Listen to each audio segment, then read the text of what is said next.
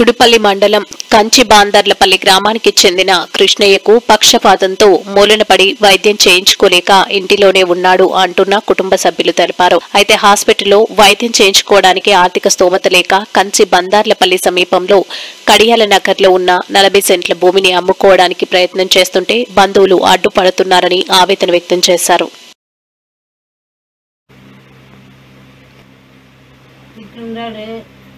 మాకు భూమి మంచిగా సొంతంగా మేము కొనేస్తారు. అప్పుడు కూలీ నెలలు చేసి కొనేది ఇవ్వలేదు. ఈ పరిస్థితిలో ఉన్నాడు. కడసారి చూస్తున్నా అది అమ్మన్నా పెడదామంటే మాకు డబ్బులు లేకుండా ఏం లేకుండా మేము ఏడుస్తాము. ఇద్దరు కూతురు కొడుకులే. నేను పుట్టింట్లో పడిందా ఇల్లులే వాకిల్లే. నేను ఈ పరిస్థితిలో ఎక్కడ ఎత్తుకోను నాకు చెయ్యి కల్లాది. ఏం చేయను, నాకు డబ్బులు లేదు చేతులు. భూమి నా పేరు వెంకటమ్మ, నా మగిన పేరు కృష్ణయ్య. నాకు 2 ఆడపిల్లలు. ఆ భూమి నేను కొనింది.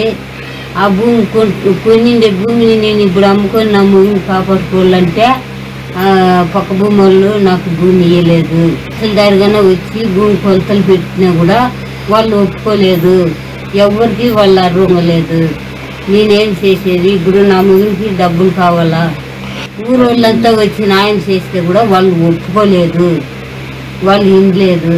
నా పెద్దయ్య కొడితే నా భూమి ఉండేది కడియాల నగర్లా, నేను ఉండేది బందార్లపల్లిలా. మా పెద్దయ్య కొడికేవాడు, వాడు ఇనలేదు.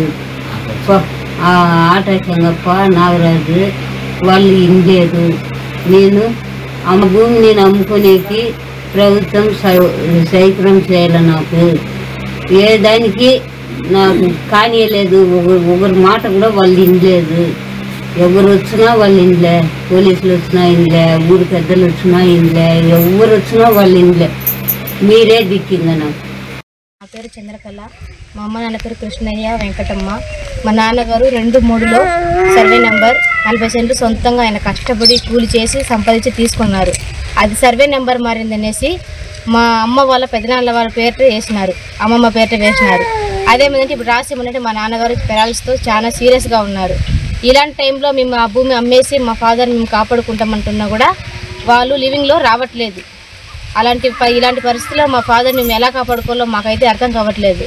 ఈ భూమి అయినా అమ్మేసి మా ఫాదర్ని మేము పెద్ద హాస్పిటల్కి తీసుకెళ్తాం అనుకుంటే ఎలాంటి పరిస్థితుల్లో మేము ఇవ్వము అని కండిషన్గా చెప్తున్నారు. ప్రతి ఒక్క దగ్గరికి వెళ్ళేసి నేను రిక్వెస్ట్లు పెట్టి అలసిపోయినాను సార్.